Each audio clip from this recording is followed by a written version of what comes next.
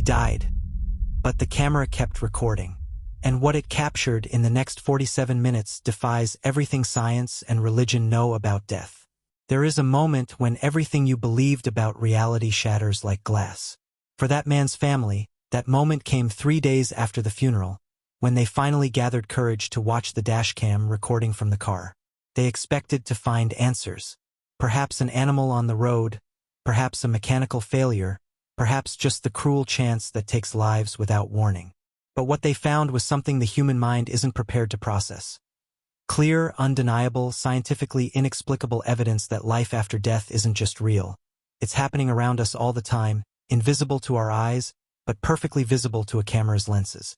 Life after death films have always been the territory of fiction, of Hollywood dramatizations and special effects.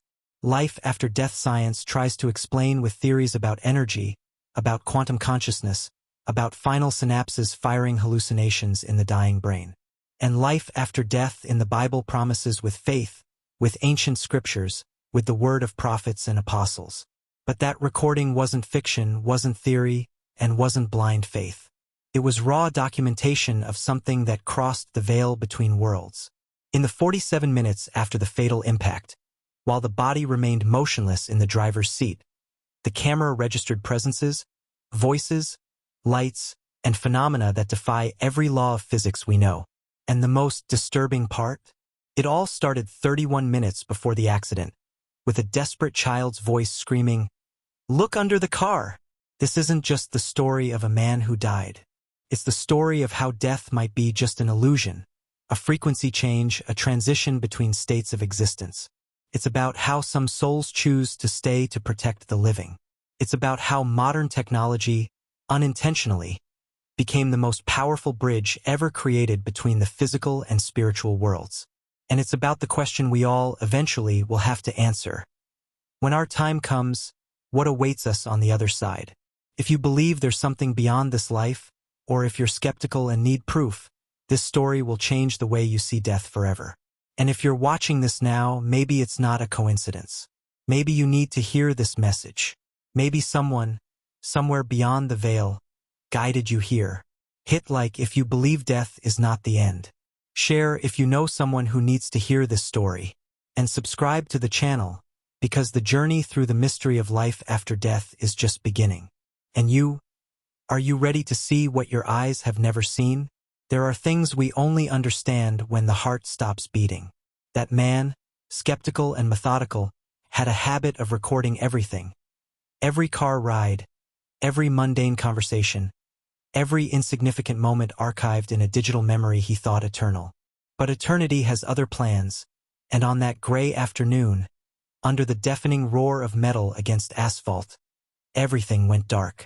What he didn't know was that while his body surrendered to silence, the camera remained steady, a faithful witness to something his eyes would never see again. And it was right there, in that void between life and what comes after, that something impossible began to reveal itself. The device recorded every second with technical coldness, the impact, the shattered glass, the blood slowly dripping over the dashboard. But among the sounds of the accident, among the distant screams and the growing silence, there was something else. Presence. Something that shouldn't be there, but was. Those who watched the recording later felt an inexplicable chill, as if they were being watched by someone who didn't appear on screen, but who was somehow present in every pixel, in every frame. Science says consciousness fades with the last heartbeat, but that camera seemed to disagree. And the most disturbing part? There were still 47 minutes of recording ahead. When the family watched the recording for the first time, searching for answers that could ease the pain of loss, no one expected to find that. At minute 12 of the footage, well before the accident happened, a child's voice cut through the audio like a blade of light slicing through darkness. "Look under the car. Look under the car." The voice was high-pitched, desperate, almost pleading. The man, focused on the road, didn't seem to hear anything. Or perhaps he heard and ignored it, as we do with so many signs that life sends us. But the camera captured every syllable, every inflection of that plea that seemed to come from another place, from another time. And when they paused the recording, zoomed in the image and looked carefully, they saw something that froze their blood, A small shadow, a child's silhouette standing by the roadside, pointing. No one could explain who that girl was. There were no children on that street at that time. Security cameras from nearby establishments showed no one. It was as if she existed only in that dimension the camera could reach, an invisible portal between what is and what could have been avoided. Science tries to explain it with glitches, with audio failures, with pareidolia. But there are things reason cannot reach, and this was one of them. Because 3 days later, when they finally inspected under the car at the junkyard, they found something that changed everything. A small gold chain with an angel pendant, covered in rust and old blood, and engraved on the metal, almost erased by time, a name. The same name of the girl who had died on that same street, 23 years earlier. There is an uncomfortable truth that few dare to admit. Our eyes are limited, but technology sometimes sees beyond. When experts analyzed that recording, frame by frame, second by second, they found anomalies that defied all logic. They weren't reflections. They weren't shadows. They were forms that moved with intention, that seemed to follow the car, that appeared and disappeared as if they were entering and exiting an invisible curtain between worlds. At minute 18, there was a silhouette in the back seat. Transparent, almost imperceptible, but undeniably human. And the most disturbing part, it was looking directly at the driver, as if waiting for something, as if it knew exactly what was about to happen. The science of life after death has always been debated in laboratories and churches, but there it was, recorded in pixels and binary code. Skeptics would say it was just a camera defect, a distortion of light. But how to explain the fact that, in the last 3 minutes before the impact, that presence became increasingly clear, increasingly close? How to explain that, at the exact moment of the collision, it seemed to extend its arms toward the driver, as if trying to protect him or guide him somewhere. The Bible speaks of angels and demons, of spirits that walk among us. Science seeks material evidence in near-death experiences, in energy measurements, in attempts to quantify the soul. But that recording didn't fit any theory. It was something beyond, an open window to a territory where life after death is not belief but evidence. And the question no one could answer was, why was it there? What did it want to say? There are moments when reason finds its limits, and science bows before the inexplicable. Forensic analysis experts, sound engineers, physicists, and even professional skeptics were called to examine that recording. All arrived at the same disturbing conclusion. There was no manipulation, no tricks, no technical explanation for what was recorded there. The audio frequencies captured included voices in overlapping layers, some in ancient languages, others in incomprehensible whispers, as if multiple dimensions were trying to communicate something urgent. And then there was the light, a strange luminosity that pulsed in the upper right corner of the screen, moving against the laws of physics, defying gravity and logic. The science of life after death has always sought answers in sterile laboratories, but there was raw, undeniable proof captured by chance. One of the physicists who analyzed the material admitted, off the record, something he would never say publicly. It's as if the camera had recorded two realities at the same time, ours and another that exists in parallel. Life after death, according to traditional science, is a biological impossibility. But that recording suggested something different. That death is not an end, but a transition. That there is something beyond the body, something that technology can capture even when our eyes fail. And the most unsettling part of all? In the last seconds of the recording, right after the fatal impact, there is a white flash that takes over the entire screen. And when it dissipates, for a fraction of a second, an image appears. The driver's face, not injured, not bleeding, but serene, looking at something outside the frame. Something that seemed to be calling him. Something that, perhaps, has always been waiting for all of us. If there is something that unites all cultures, all religions, all human hearts, it is the ancestral question. What happens after? Life after death has always been the territory of faith, of mystical accounts, of near-death experiences told by those who returned. But that recording brought something different. It wasn't a subjective account. It wasn't a spiritual vision interpreted through memory. It was raw evidence, recorded by a machine without a soul, without beliefs, without prejudices. And precisely because of that, it was impossible to ignore. The Bible promises a kingdom beyond this world. Science seeks to explain consciousness as electrical impulses that fade away. But that camera captured something that didn't fit in any of these boxes. It showed that perhaps, just perhaps, death is only a door. And on the other side, there is light. What made that recording so disturbing wasn't fear, but hope. Because among the distorted frames, among the shadows and inexplicable flashes, there was something undeniably comforting. The feeling that that man was not alone. That in the final moment, when the body gave in and breathing stopped, something greater embraced him. Life after death films and documentaries have always tried to recreate this passage with dramatizations and theories. But there it was, happening in real time. In the last 11 minutes of recording, while the body remained motionless in the driver's seat, the camera registered energy movements, waves of light that danced around him, that seemed to envelop him like an invisible embrace. And then silence. Not the silence of absence, but the silence of arrival. As if he had finally come home. Life is made of small signs we ignore, of whispered warnings we mistake for the wind. That man had passed through that same street hundreds of times, driving on autopilot, lost in thoughts about bills to pay, arguments at work, mundane worries that seemed urgent. He never noticed the faded sign on the corner, never paid attention to the poorly marked intersection, never saw the pothole in the asphalt that made cars swerve abruptly. They were invisible details for someone who lived too fast to see. But after life faded, after the body stopped breathing and consciousness detached from the flesh, everything became clear. The recording showed something he never noticed while alive. There were old skid marks at that exact point on the road. Other people had almost died there, and he never knew.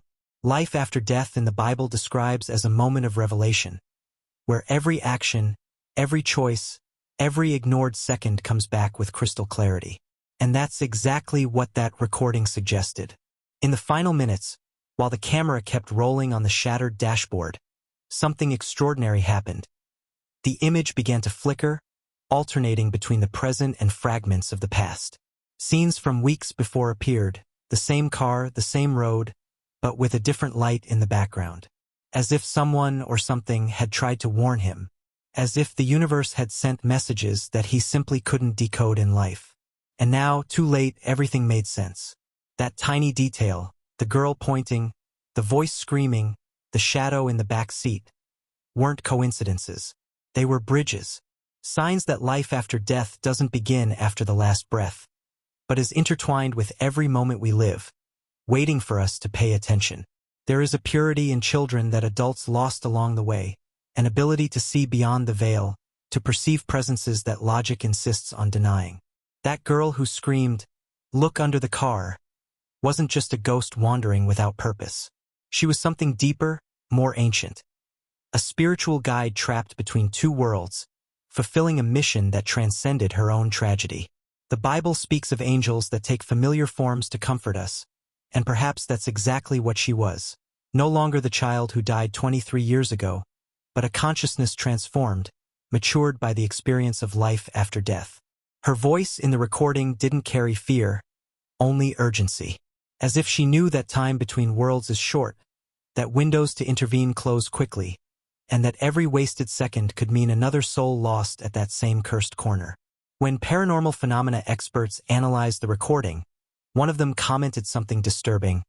Children who die tragically sometimes choose to stay, not out of revenge or sadness, but out of love. They become guardians, trying to prevent others from suffering the same fate. And it made sense. That girl wasn't haunting. She was protecting. Life after death science tries to explain through residual energy, through impressions left in traumatic places. But there was intention there was choice. She could have moved on, could have surrendered to the light and found peace. Instead, she stayed, waiting, screaming to strangers who passed too fast to hear. And on that day, for the first time in over 2 decades, her voice was finally captured. It wasn't enough to save that man. But perhaps, just perhaps, her message had a greater purpose. Perhaps she was trying to teach us that death is not the end of our ability to love, to care, to guide those who still breathe.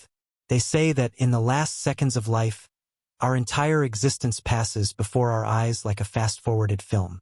But that recording suggested something much deeper and more disturbing. That after death, we don't just review the past, we understand it for the first time. In the final minutes of the footage, something extraordinary began to happen. The camera, which should have been recording only the destroyed interior of the car, began to show impossible images. Scenes from that man's childhood. The face of the mother he had disappointed. The woman he loved and let go out of pride. The son who grew up calling another man father. They weren't ordinary memories. They were naked truths, without the justifications we build to sleep at night. Life after death in the Bible describes as a judgment, but not by a cruel God on the throne. Judgment comes from within, when we finally see who we really were. Each frame of those visions carried a specific pain, a regret he had buried deep for decades. The science of life after death studies accounts of people who returned from near-death experiences, and all describe this moment. The life review, where every action gains context, where every word spoken in anger echoes back multiplied. But that man wouldn't return. He was seeing everything for the first and last time, with no chance of repair, no possibility of going back and asking for forgiveness. And perhaps that was the true hell, not eternal flames, but the full awareness of everything we could have been and chose not to be. The recording showed his motionless face in the driver's seat, but somehow, it was possible to feel the weight of that moment, as if each departing soul carried with it not just memories, but the complete weight of an entire life of choices. And some choices we discover too late are irreversible. There is a cruel irony in the fact that an object without life, without soul, without consciousness, became the most reliable witness to what exists beyond death. That camera had no faith, didn't believe in God nor doubted him. It just recorded. And perhaps that's exactly why it managed to capture what our eyes, contaminated by beliefs and fears, would never see. Modern technology, with its sensitive sensors and precise lenses, ended up becoming an involuntary portal between dimensions. Life after death films have always tried to recreate this threshold with special effects and dramatizations, but there it was happening for real, without script, without direction. Each pixel of that recording was a window to a territory humanity has always feared to explore. And the most fascinating part? The camera didn't judge what it saw. It just showed. Quantum physicists speak of parallel dimensions, of overlapping realities that exist in the same space but at different frequencies. The Bible describes the veil that separates heaven from earth, thin as a whisper. And that camera, unknowingly, had torn that veil for a few precious minutes. It recorded sounds the human ear cannot process, lights the eye cannot see, presences the mind rejects for self-preservation. Life after death science has always sought proof in controlled laboratories, in double-blind studies, in rigid methodologies. But truth doesn't wait for science. It happens in the most unexpected moments, in the most unlikely places.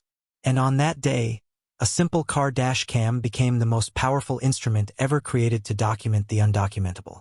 Because while we, humans, close our eyes before the mystery, machines keep recording. And some things, once recorded, can no longer be denied. The family spent weeks avoiding watching that recording. Grief was already heavy enough, and the idea of seeing the last moments of someone they loved seemed like an unnecessary kind of torture. But when they finally gathered courage, when they finally pressed play with trembling hands and tight hearts, what they found wasn't just confirmation of a loss. It was the revelation of a truth that had been there all along, waiting to be discovered. Every ignored sign, every unheard warning, every invisible intervention was documented with surgical precision. And the shock didn't come from death itself, but from the awareness that he was never alone, that in every moment of that final journey, there were presences trying to reach him, voices trying to warn him, invisible forces trying to change destiny. Life after death in the Bible promises we are not abandoned, that angels accompany us. And there was the proof recorded in high definition. What hurt most was realizing how many times they themselves had ignored the signs. The wife remembered a conversation 3 days earlier, when he casually mentioned a strange nightmare about a child pointing at something. The son remembered seeing him stopped at that same corner weeks before, staring fixedly at the ground as if searching for something. They were fragments of a puzzle that only made sense now, too late. Life after death science studies premonitions, synchronicities, inexplicable connections between events. But science doesn't prepare you for the emotional weight of discovering that the answer was always there, recorded in pixels and sound waves, waiting for someone to pay attention. And now, watching that recording for the 10th time, they couldn't stop wondering. If they had looked earlier, if they had taken those small signs seriously, would he still be alive? Or is destiny a straight line that no recording can alter? In the last 8 minutes of the recording, something changed. The presence that had accompanied the car throughout the entire journey finally materialized completely. Not with a defined human form, but as a pulsating light that radiated something impossible to describe with words. It wasn't love in the romantic sense, nor compassion in the pitying sense. It was pure acceptance, without conditions, without judgment. Those who watched the recording described a strange sensation. Even through a screen, even separated by time and space, it was possible to feel the energy of that entity. It didn't come to collect sins, didn't come to point out flaws or mistakes, came only to show.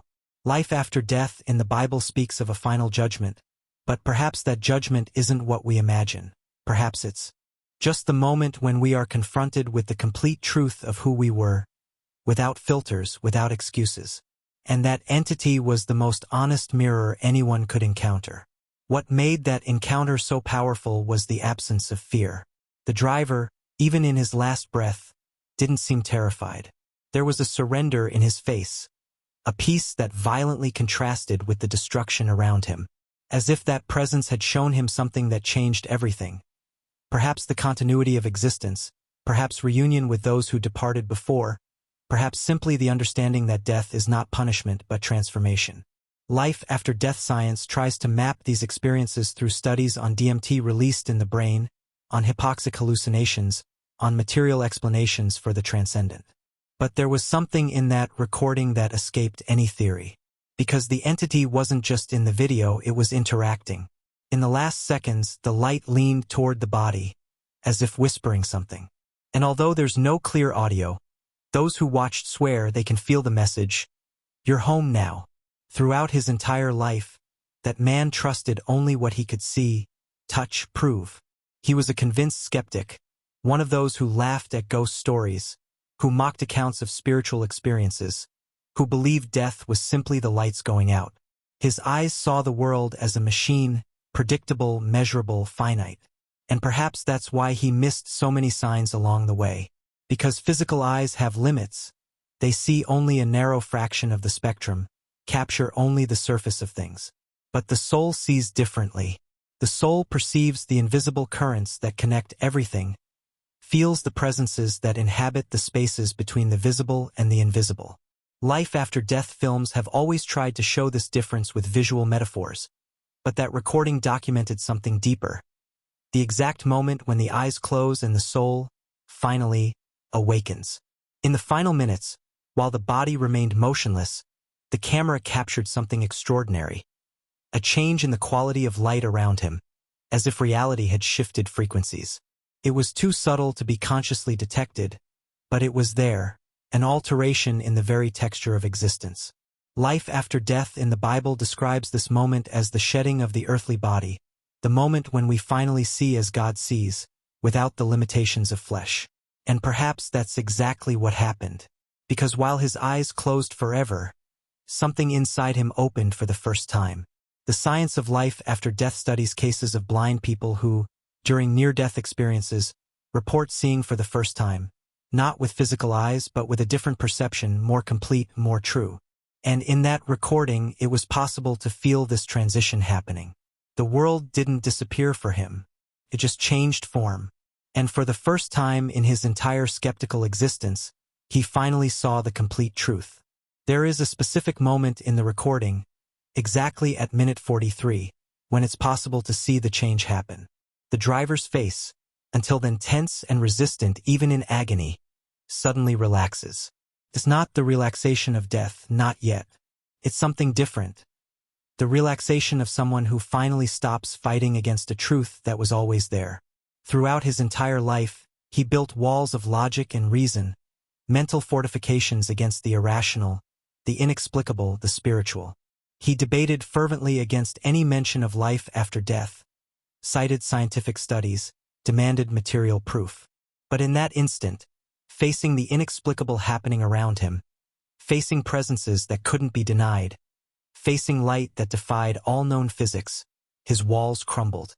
And what remained wasn't fear or panic, but something unexpected, relief, as if spending an entire life fighting against truth was more exhausting than finally accepting it. Life after death science had always been his refuge, his armor against the unknown. He repeated materialist mantras like inverted prayers. Consciousness is just neurons firing. There's no soul, just brain chemistry. Death is the absolute end. But the recording showed the moment when those certainties shattered like glass. Because faced with raw evidence, faced with the impossible manifesting in real time, skepticism is no longer a defensible intellectual position. It's just stubbornness. And he was no longer stubborn when life began to slip away. The Bible speaks of Thomas, who needed to touch Christ's wounds to believe. And perhaps we're all a bit like Thomas, needing the inexplicable to touch us directly before we open our eyes. In that minute 43, something touched that man. And for the first time in decades, he allowed doubt to enter. Not the skeptical doubt that denies everything, but the humble doubt that finally asks, what if I was wrong all along? Sometimes the deepest answers are in the most unlikely places. Under a car, a dirty, forgotten space where no one looks unless something breaks. Hid a secret that connected two deaths separated by more than 2 decades. When they finally followed the girl's desperate warning and inspected that dark space under the destroyed bodywork, they found more than mechanical debris. There, trapped between twisted metal and hardened earth, was that gold chain with the angel pendant. But it wasn't just a lost piece of jewelry. It was a message left by destiny, proof that some places hold memories that transcend time. Life after death in the Bible speaks of signs and wonders, of God speaking through the common and ordinary. And perhaps that's exactly it. The divine doesn't need cathedrals or elaborate rituals to manifest. Sometimes he chooses the dirty ground under a car. That angel pendant wasn't there by chance.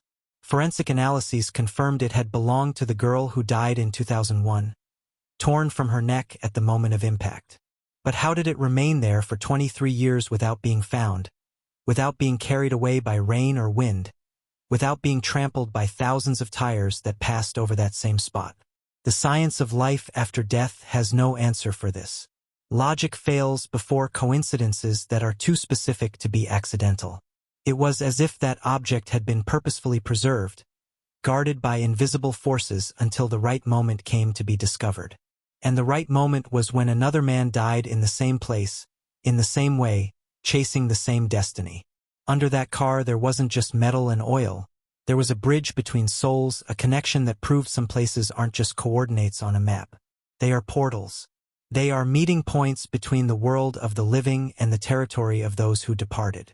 There is something deeply unsettling about the idea that certain truths only reveal themselves when it's too late to make a difference. That recording was there, intact, complete, showing every sign, every warning, every spiritual intervention that tried to change the course of events. But it was only watched after the body was cold, after the funeral, after the tears dried and life moved on. And that is perhaps the most painful lesson that case teaches. Life after death isn't just about what happens when we depart, but about what we leave behind, the proofs that only make sense in retrospect, the patterns that only appear when we look at the complete picture. The Bible says we see through a mirror, dimly, until we finally see face to face. And perhaps that's exactly it. We live blind, guided by limited perceptions, and only in death or after it does the complete truth reveal itself to those who remain. The science of life after death tries to predict, map, anticipate what comes next. But that recording suggested something different. That some truths are not meant to be known before their time. That there is a divine, or cosmic, or simply mysterious timing that determines when each revelation happens. The man died without knowing he was being guided. The girl screamed without being heard in life. The pendant waited 23 years under the asphalt. And the camera recorded everything, archiving evidence that would only be discovered when it could no longer save anyone. But perhaps saving isn't the only purpose. Perhaps these proofs exist not to change the past, but to transform the future, to make those who watch, who witness, who finally see, wake up before it's too late. Because the real question isn't, why did the proof appear only after? The real question is, how many proofs are appearing now in your life that you still can't see? In conclusion, the story presented reveals that the meaning of events does not always manifest at the moment they occur. Often, reality is built in layers that can only be understood when time provides enough distance to see the whole picture. Evidence that emerges too late, far from being useless, exposes the limitations of human perception in the face of a greater flow of causes and consequences. We live guided by fragments, while the complete meaning remains hidden. This realization does not bring comfort, but it offers clarity. Moreover, the narrative suggests that there is an order, spiritual, symbolic, or existential, that does not submit to human urgency. The girl's silence, the man's ignorance, and the object's prolonged wait reinforce the idea that not everything is revealed to be prevented, but to be understood. The delayed revelation did not fail in its purpose. It simply fulfilled a different one. Its impact lies not in changing a past fate, but in provoking reflection in the present.